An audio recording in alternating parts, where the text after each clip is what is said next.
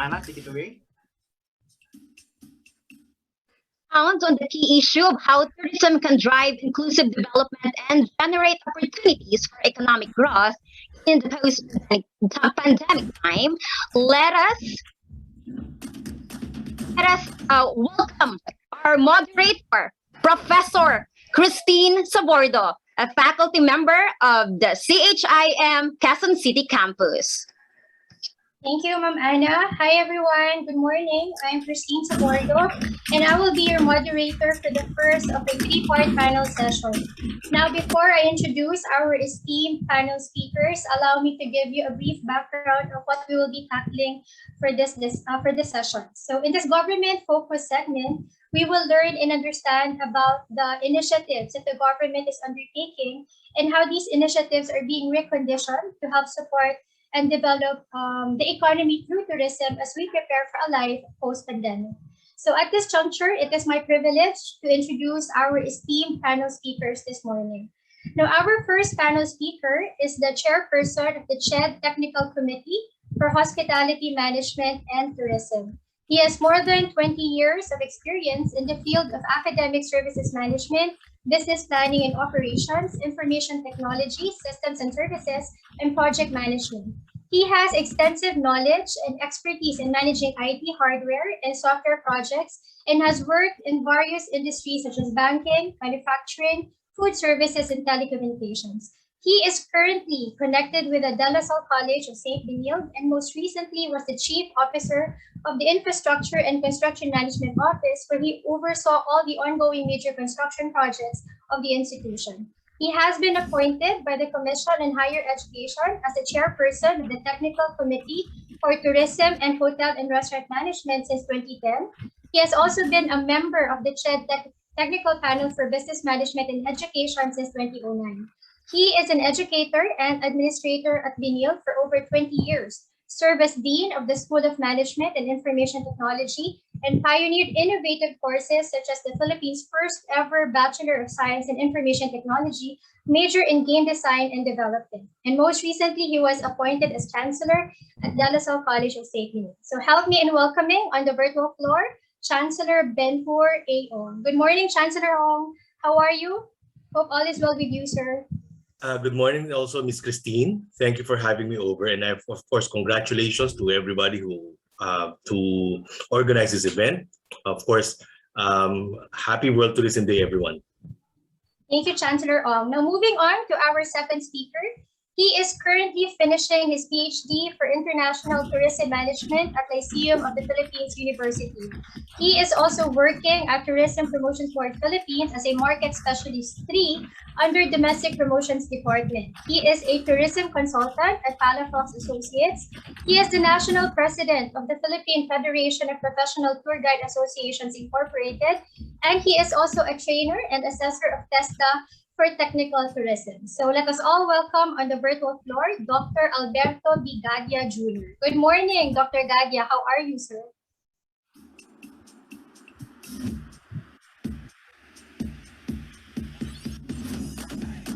Can't see Dr. Gadia.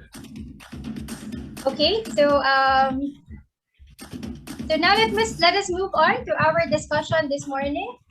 So tourism is a key driver for socio-economic progress, but tourism is also among the industries that have been hit the hardest by the COVID-19 crisis, and it might also be one of the last sectors to recover.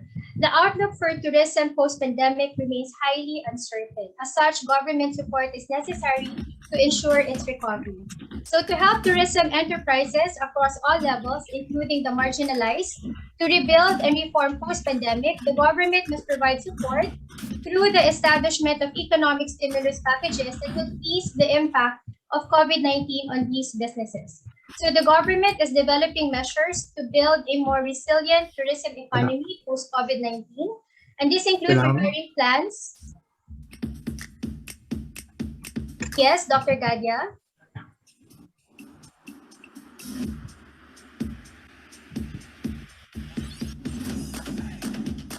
Okay, I think Dr. Gadia is having difficulty with this connection. So let me continue.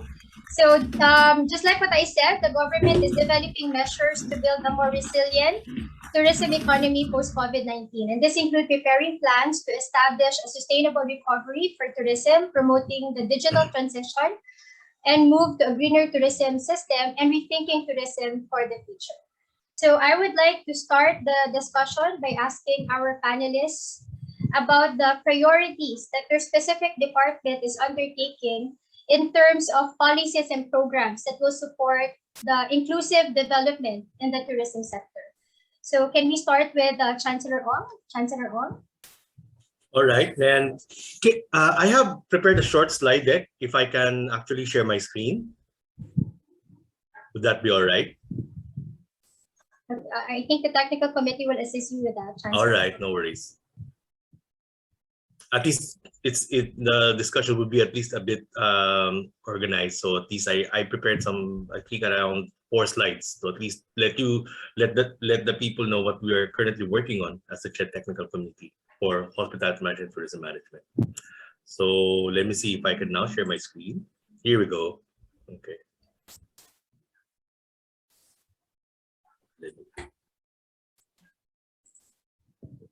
So are you guys seeing my screen now? Is it visible? Yes, Chancellor Right, Ong, we can see your screen. Thank you. So as I mentioned, it's a short slide. It's a short presentation. I will now present to you the updates from the CHED Technical Committee for Hospitality Management and Tourism Management. Okay, let me just first talk about who are the members of the technical committee. As Dr. June has mentioned earlier, it's actually a reunion today for most of us. As I've said, I am Ben Ong and from De La Salle College St. Benilde. Of course, your very own Dr. Ignacio Cordova Jr., di ba? Pag di nyo kilala yan, ewan ko na lang. From Our Lady of Fatima University.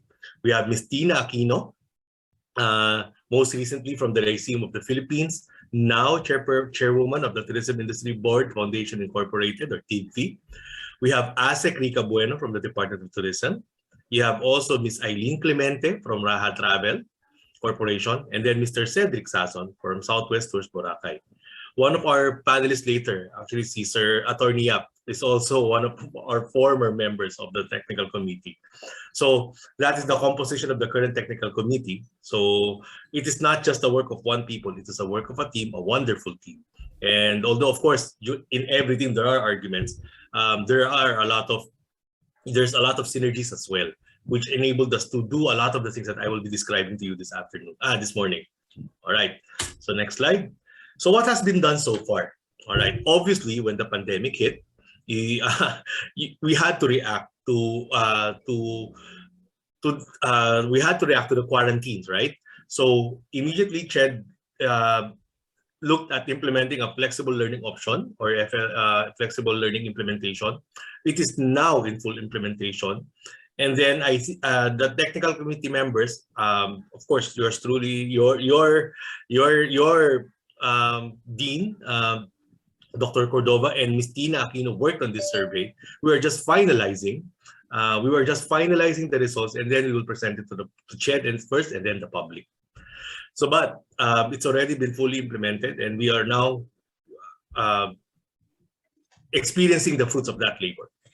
Okay, the next step that we need to focus on is really the Practicum flexible learning guidelines. These are prepared guidelines for alternative practicum activities. I think everybody in this room knows that we are not able to offer on-site practicum activities as of yet because we are not allowed.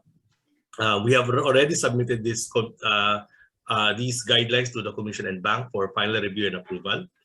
And even before that, even before it is approved, the Department of Tourism is already helping via we are preparing a virtual practicum program together with RMA, TIDFI, and HRAP, member institutions. So we're already preparing for that. We understand that there's a need for face-to-face, online practicum implementation. That's why we're working closely with HRAP on these matters. Okay.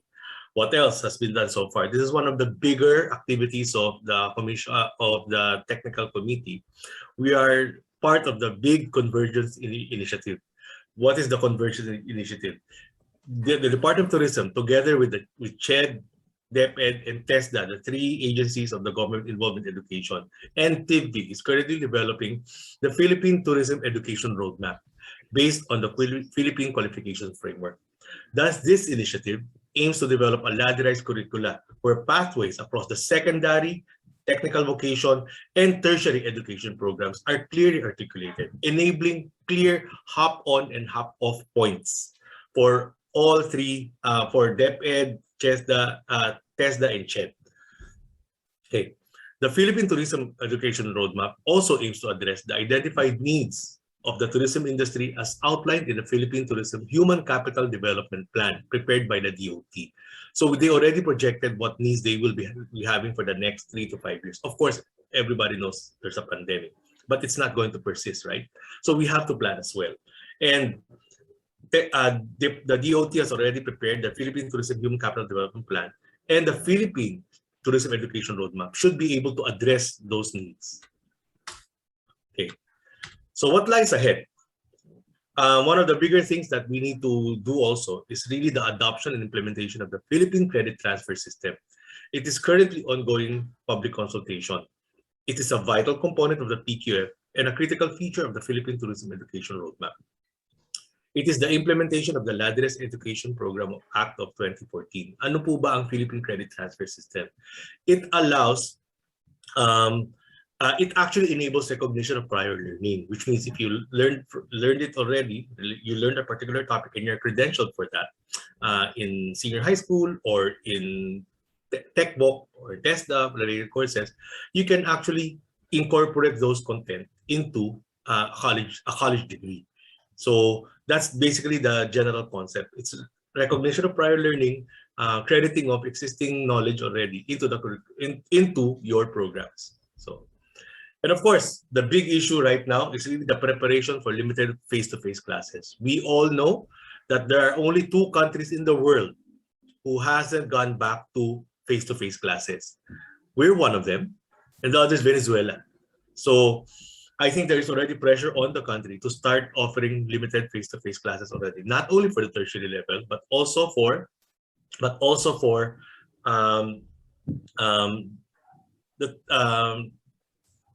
elementary kids all the way to senior high school. Sorry about that. So the TC is now busy preparing the guidelines for limited face-to-face meetings, especially for the laboratory classes, because that takes priority. The basis of the guidelines is a joint memorandum circular between CHED and the Department of Health, which outlines requirements for HEIs who will open their campuses. All right. So what is the way forward for everybody? Okay. Number 1, I think the CHED chairperson, Dr. De Vera, mentioned this already. Education needs to continue even in a pandemic. Definitely, most definitely. We don't have a choice. Number 2, we need to complete the Philippine Tourism Education Roadmap. That is one of the main tasks for us right now. There's a lot of work that needs to be done. And then finally, we need to prepare for the limited face-to-face classes for both hospitality management programs and the tourism management programs. So that's it for my slide decks. And I'm sorry if I took a bit of time, but I'm now open to questions, or at least the next panel can take over. Thank you. Thank you, Chancellor Ong. That was such a very informative discussion about what the plans that your department is currently undertaking. I would just like to ask you, you mentioned about one of the programs that you would like to implement would be the Practicum flexible learning guidelines. And Yes, I think some concerns of the students would be, especially with our industry, since we're very highly based on technical skills, which requires physical and personal interaction. So how can you guarantee to the students that with virtual practicum, they would still basically get the same learnings and competencies with face-to-face? That's actually a tough question, Christine. But again, the way we designed it, of course, everybody knows that there is really no way for students to actually go to on-site practicum venues, right? But there are actually 2 options always. We can wait for the pandemic to go to finish, which is, I think, would be a bit impractical.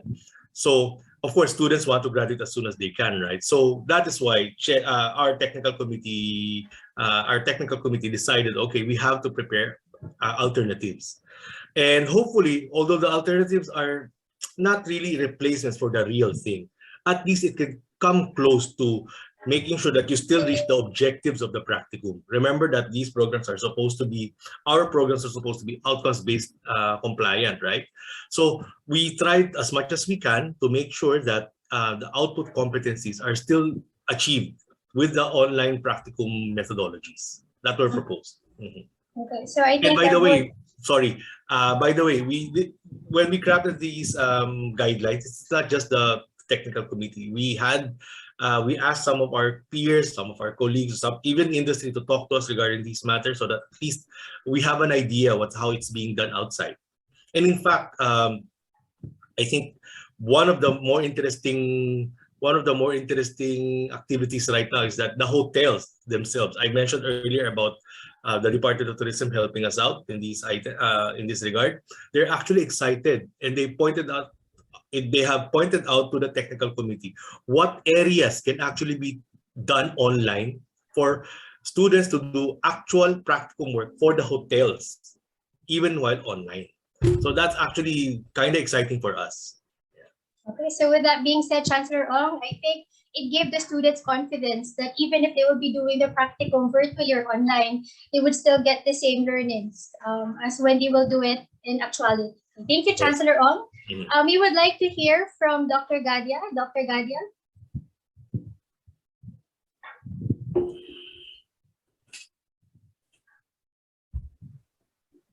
Hello, everyone. Sorry. Can you see me now? Yes, Dr. Gadia, we could see you loud and clear.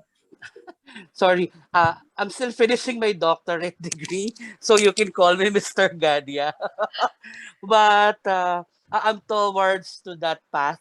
No, pertaining to what uh, uh, your question a while ago, especially on the part of the tourism recovery part. With the Tourism Promotions Board right now, we have several programs that we would like to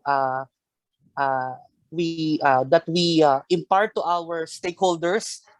And for the domestic promotions department particularly, we see the importance of the following parts, which are we have programs that are very strategic in nature, such as we focus merely on the smart tourism.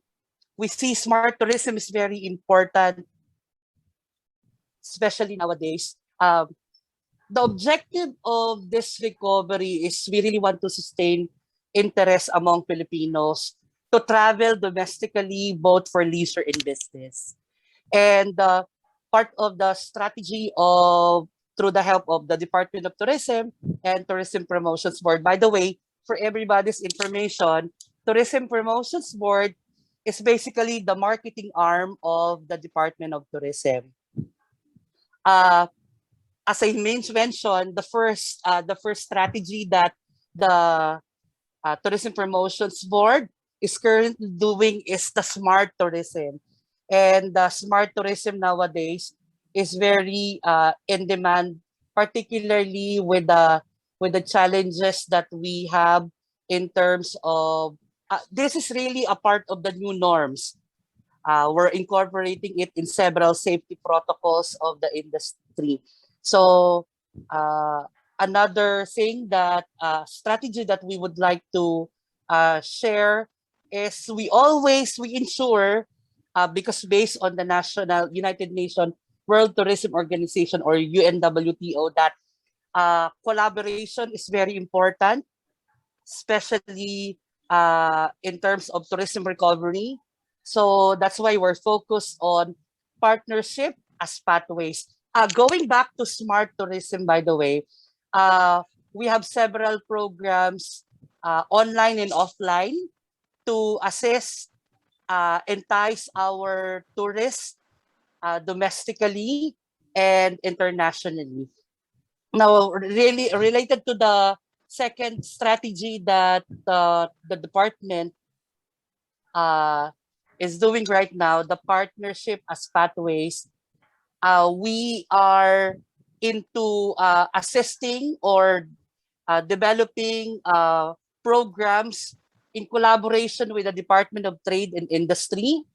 So looking forward this year, we will have what we call the Philippine Weavers Expo, because we believe that they are part of the value chain. The weavers, the community, the weaving community is part of the value chain of the tourism industry. And if you're going to check our regional offices, the departments, the Department of Tourism regional offices is so busy to develop new tourism circuits that will also tap our community-based tourism sites and attractions. And we have to face the fact that they are they have to be part of the said circuit, because with that circuit, it will help us particularly, generate employment, particularly to our community who are affected by COVID. And we have tourism marketing educational seminar. So we were starting to pitch what are the approaches by incorporating digital tourism to our tourism stakeholders through a capacity building. And through this, we want them to be updated with the knowledge and enhance them with the tourism trends, the best practices, new marketing approaches, especially nowadays, no? And we would like to increase the marketability of tourism destination in promoting sustainability and responsible tourism. And also, definitely at the end of the day, we want to achieve global competitiveness to promote travel excellence. And of course, the Tourism Promotions Board membership program, we always campaign this to our partners in the industry.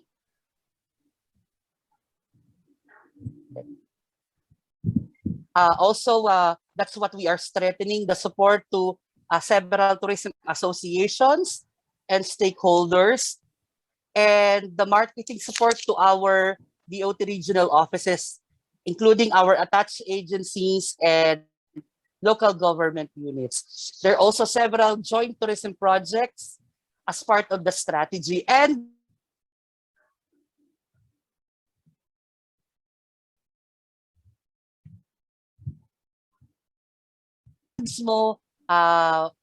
through this program, we are participated by several local industry.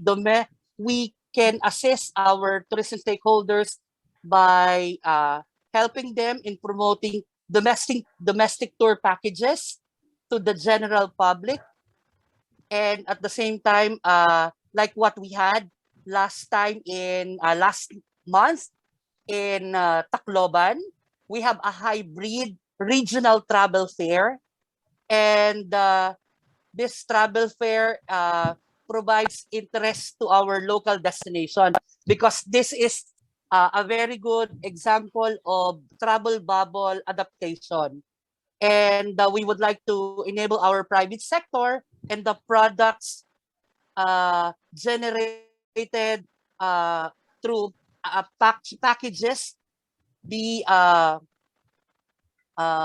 executed through the help of through this program. At the same time, we have motorcycle tourism in the Philippines as part of our Safe Bangon. We would really want to help the local tourism economy. And currently, we are conducting the Philippine Tourism Destination Rediscovery, or could I say, the Philippine Tourism Influencers Program. Through our influencers from media, influencers, our vloggers, bloggers, and our tour operators, they will be partners in assisting us in terms of a tourism recovery approach for every destinations that we are showcasing. Plus the fact that assisting us also in telling the general public or tourists the different health and safety protocol when you enter or visit a certain destination. Oh, thank you, Dr. Gade. That's a lot of programs lined up for TPB. So the work is cut out for TPB. Now, let me just summarize a few of what you just said. No? So your priority is basically the smart tourism. So that is something that your department is prioritizing during the pandemic and post-pandemic. You also mentioned about the importance of collaborations and partnerships with local sectors and local community. You also mentioned about providing seminars that would especially focus on teaching about digital technology, which is basically the trend right now. And you also mentioned about increasing marketability of destinations. Can I just ask you about smart tourism? For the benefit of the audience in general, can you expound a little bit further on what smart tourism is? Dr. Gadia? Yeah, when we speak about smart tourism, this has something to do definitely with in relation to increasing. Actually, it's a new buzzword. Okay, it's a new buzzword. We would like to describe it because we want this to be. It's a component of a major component of an economic growth. Okay, a major component of economic growth for a community. Particularly, it's attract more tourists from different parts of the world. So that's why also this provides, facilitates access to tourism and hospitality products from services, spaces, and of course, definitely from the word itself, experiences through ICT-based tools. Okay. So from what I understand, so smart tourism basically hinges on using technology, digital technology, in helping promote tourism destinations. So I think that word is something that's going to pop up in marketing lectures, no? Since that's the new buzzword, smart tourism. Thank you, Dr. Gadia. Now let's move on to our next question. Our next question is, since we, like what I have already mentioned, the future of tourism post-pandemic is highly uncertain. So now is we need to improve on collaboration and training. And I think Chancellor Ong mentioned about this as part of the guidelines that they are preparing for CHED. So Chancellor Ong, what is the role of the education sector in ensuring that well-trained and skillful workforce will be available and ready to develop tourism and affirm the contribution of this sector towards economic development during the post-pandemic? Thank you again, Christine. Actually, the questions posted on the slide was actually a previous Yes, one. Chancellor Ong. But just to answer, how is the CHED Technical Committee contributing? All right. If there's one thing that this pandemic has taught us, is that we really need to adapt quickly to survive. All right. You have a pandemic, all of a sudden there's a lockdown, a strict one at that. Nobody's allowed to go out. The education sector really had to grapple with that early on, because we were not prepared. Right, I think nobody was prepared for this kind of event. All right, it's as described by some of my colleagues. We're actually in a war situation, because of course people talk about opening the school at the time. During a war, no schools are open. But again, education still has to continue, right? So you really need to adapt quickly to survive. And as unfortunately, some educational institutions continue to do that even at this point. However, everybody hopes that this will soon end, right? And the good news is that the recovery seen in the tourism industry will be exponential, right? I mean, everybody and his dog really wants to travel at this point, right? So we're not looking at a U-shaped recovery, we're looking at V-shaped recovery, and it's going to be exponential. So it is important, all right? Of course, we understand that there are around 4 million, just in case you guys, just in case you're not too familiar with the numbers, there are more than 4 million tourism professionals who are out of work at this point, probably for the last 6 months or even more than a year. So there will also be a need to reskill people, right?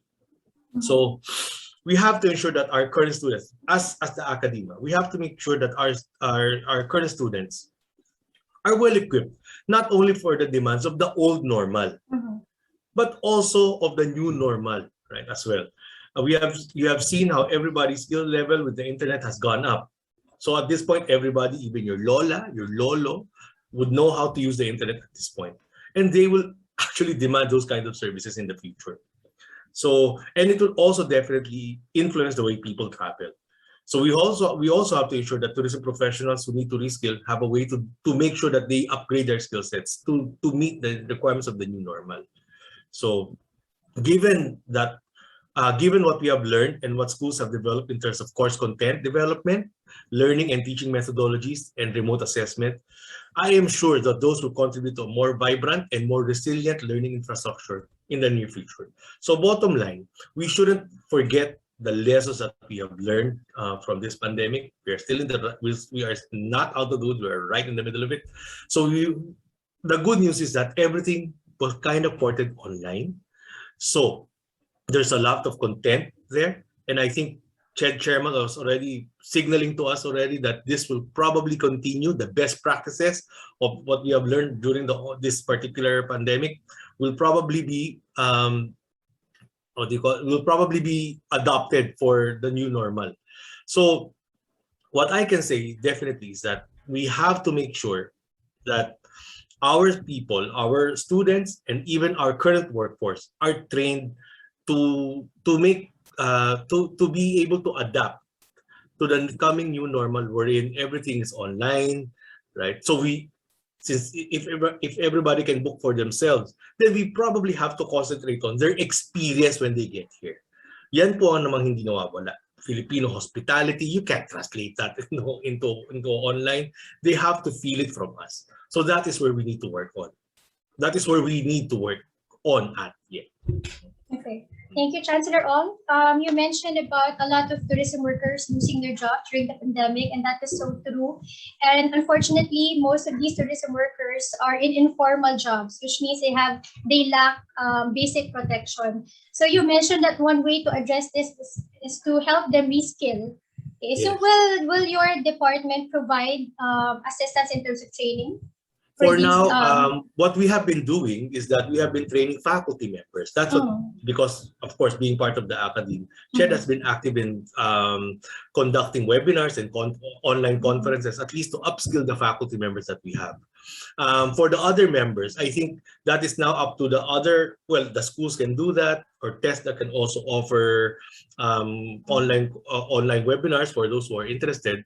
But there are venues if you want to reskill or to upskill, or at the very least, improve your current knowledge about the pandemic and how the tourism sector is going to move forward, right? So there are a lot of webinars that I have been seeing. In fact, that's kind of like, for example, this particular conference. I mean, it's a good way to actually get information about what the current status is and what other available resources are there for you to reskill yourself. And this not only goes for your existing tourism professional, but our students as well. I mean, the wealth of information right now being generated is enormous. So that's something positive, Chancellor Ong. So at least these tourism workers, they can benefit from the trainings provided by CHED or TESDA. And of course, most of these things are now free. That's the beauty of it. These are now free. Exactly. I mean, TESDA courses, the TRs for the ASEAN MRA training regulations, they are online and they are free. Some of these contents that we're talking about is also on the CHED Open Educational Resource, CHED OER. So, I mean, have internet connection, can learn. Yun lang naman yan eh. It's all about the will of the people, or the will of the person to learn more. It's all there. Yeah. That's true, Chancellor. But I think the challenge would be is how to communicate these programs to those people in need. Okay, how do we make them available to them? Okay, thank you, Chancellor Ong. Now, Dr. Gadi, you mentioned about one of the priorities also of PPD is to help boost domestic tourism or domestic spending, encouraging confidence for the locals to travel domestically. So, on that regard, how do you support small businesses so that they would still remain compliant with all the government policies and regulations, but at the same time, they're still able to sustain their business during the pandemic and post-pandemic?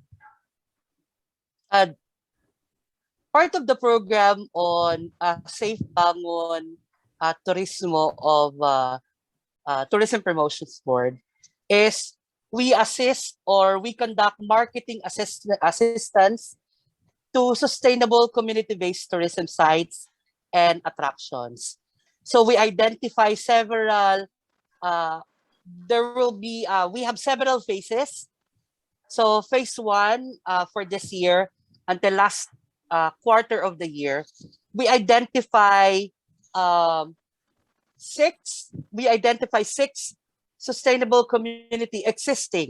existing community-based tourism sites and attractions, in which these sites and attractions are basically dependent.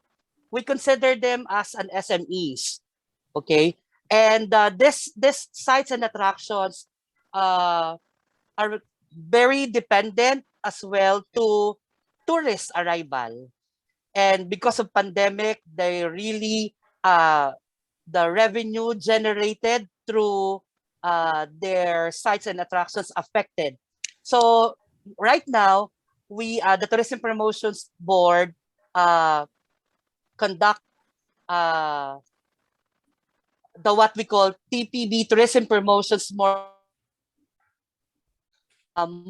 mobile workshop. Okay, through our mobile workshop, we assist them in terms of leveling up, in terms of marketing, particularly in different forms, because we've noticed that some of our sites and attractions and MSMEs, this is an assessment of DTI and the TPB as well, that some of our stakeholders, particularly our SMEs, are very dependent in terms of a wholesaling approach.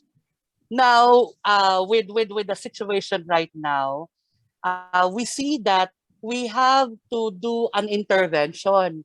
That intervention has something to do with orienting this SMEs the importance of online digital marketing and e-commerce. Okay, so these are some of our interventions, and through this program, we provide starter package to our SMEs.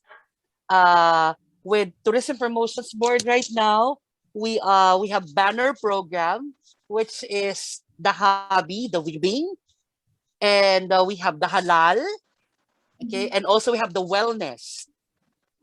So these are some of, and also the hilom part. I mean, but these are the three products and services that we are focused on with our SMEs. Okay, thank you, Dr. Gadia. You mentioned about providing mobile workshops for the SMEs. So how do you do that? Do you personally reach out to them, to these local businesses, to these small local businesses? That's a good question.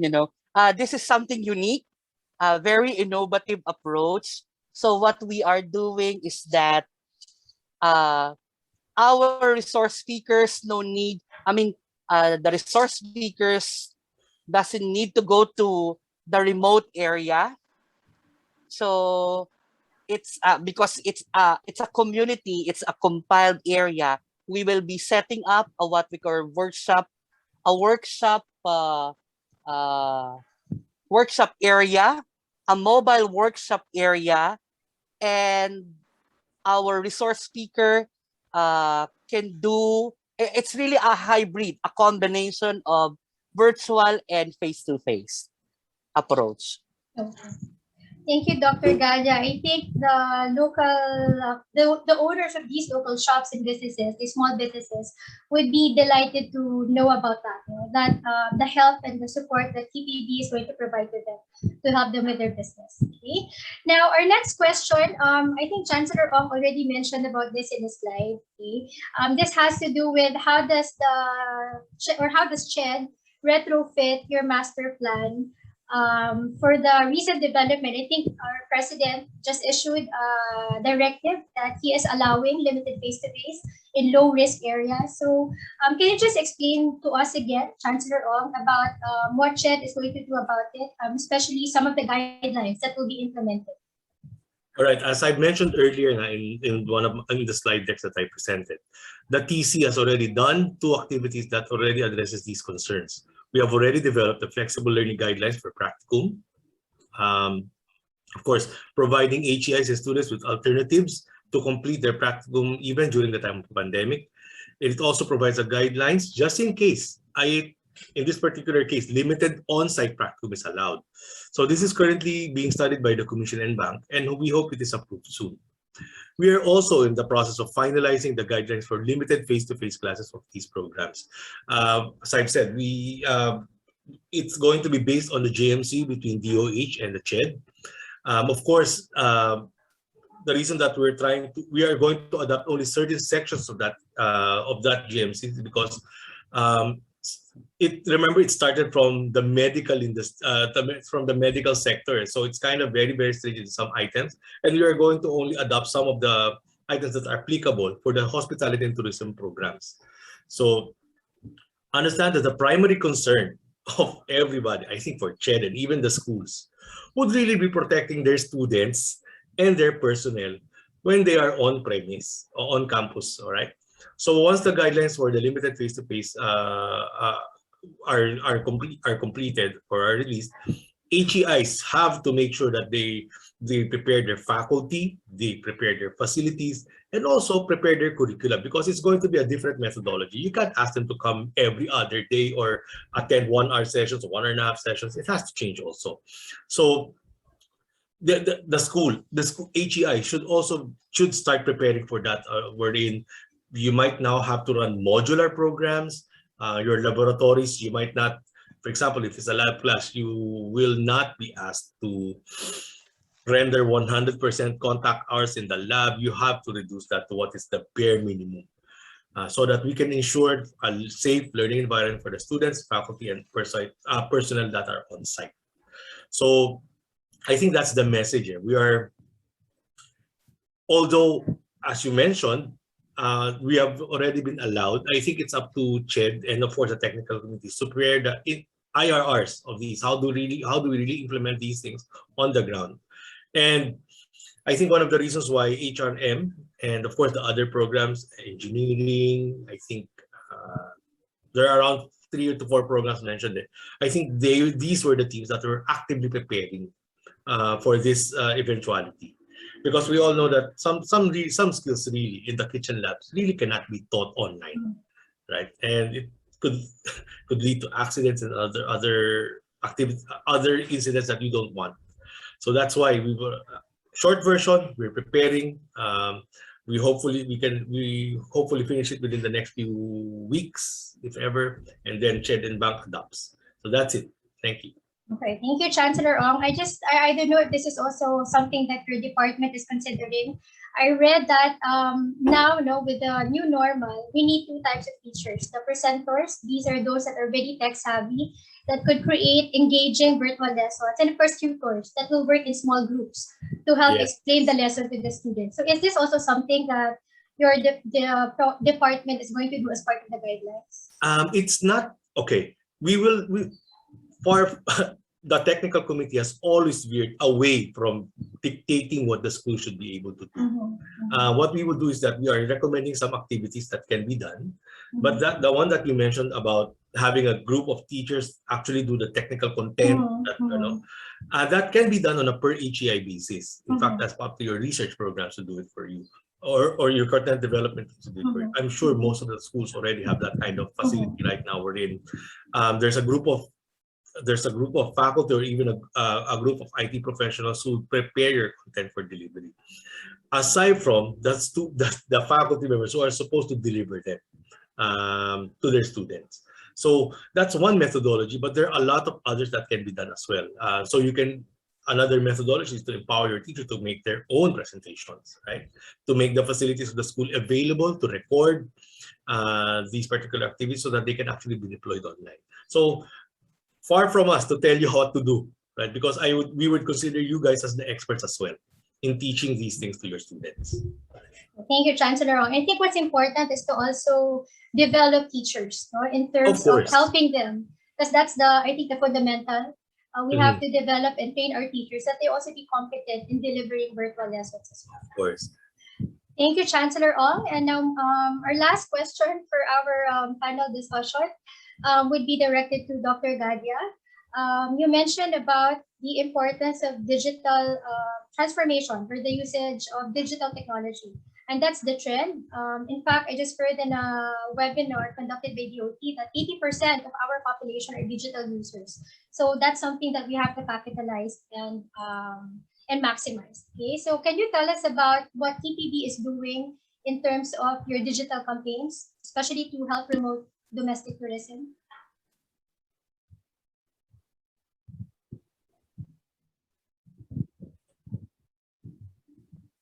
Dr. Gadia, I think. Yes. Oh. Hello. Yeah. In relation to your question, pertaining to digital campaign, of course, we continuously doing promotions of safety travel, digital promos on safety travel, and at the same time, with our assistance to our several offices by conducting. I strongly believe right now we are now developing a travel app, a travel application. So this travel apps not only focus on destinations, but also assisting our general public or our tourists to learn different safe travel restriction requirements and updates. Okay, also through the help of our several stakeholders, no, from transportation, accommodation. Also, second, we have what we call the 360-degree virtual tour. So we're still on the process of providing. We're still on the process of the development of the said program, the 360-degree virtual tour. We will be launching that one once it was finished. And with our situation right now, we have this what we call program, the e-passport. The e-passport has something to do with the pilgrimage tour in relation to our celebration for the 500 years of Philippine Christianism. So we developed what we call through, also in partner with a tour operator, we developed an e-passport for pilgrimage. So these are some of the programs, and still we continuously conducting digital workshops and specifically, if we talk about digital, we're now on the process of pushing for a hybrid events. Okay. And if hybrid events for our stakeholders and for our tourists and our general public. So those are good programs, Dr. Gadia. Do you have any specific timetable? When will this be implemented or at least completed? Because it's digital, it's not easy to. There's a time frame for that one. With the help of our branding, with the help of the Department of Tourism through our Secretary Bernadette Puyat, we will be launching those programs. Definitely, you'll be part. Everyone are part of. You will definitely see and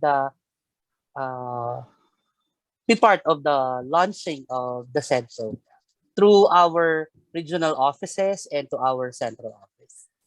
Okay, thank you, Dr. Gadia. Thank you, Chancellor Ong. Sharing with all of us your insights on how tourism can drive inclusive development and generate opportunities for growth post-pandemic was truly invaluable. So again, thank you to our two esteemed panel speakers this morning.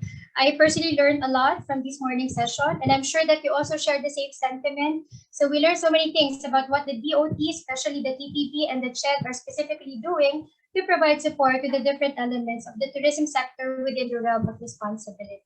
So now at this juncture, I would like to inform the audience of our online poll. So the poll question is currently flashing on your screens right now. So I encourage everyone to take part in the poll question. Everybody will be given at least 30 seconds to do that. Okay, and then after that, we'll be summarizing the results. So I hope everyone will take part in answering the poll question. So the first question is, among the initiatives of the government to boost economic growth through tourism, what should be given priority? Okay, so I hope everyone is answering the poll question. And the second question is, do you see a bright outlook for the tourism sector post-pandemic in light of the plans for the government to support it? Okay, so we'll give you 30 seconds to answer and take part in the poll question. And then afterwards, we're going to see the result of the poll.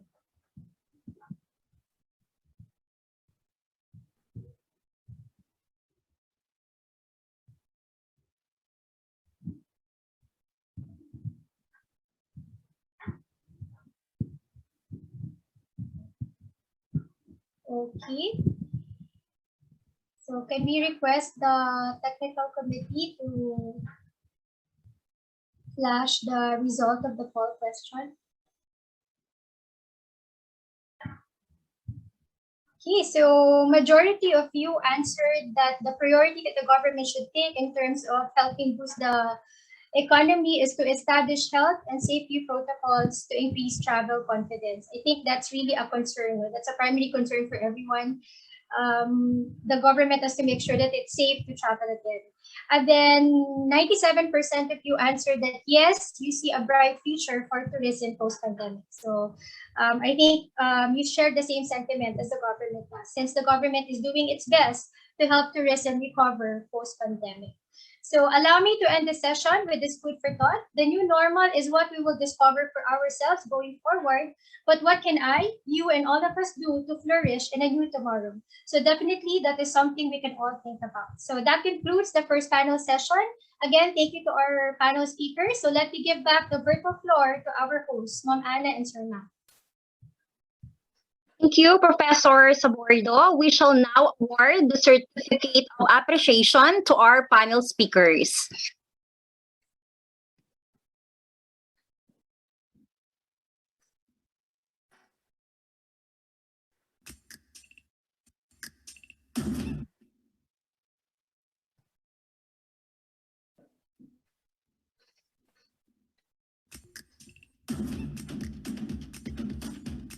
Certificate of Appreciation is proudly presented Mr. Ben-Hur A. Ong in a grateful recognition of his distinguished and invaluable service rendered as panelist during the 5th CHIM MICE International Virtual Conference and World Tourism Day 2021 celebration with the theme Tourism for Inclusive Growth, Aid in Positive Transformation and Post-Pandemic Resilience.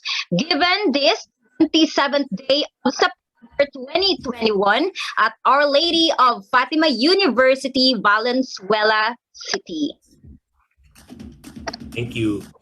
I appreciate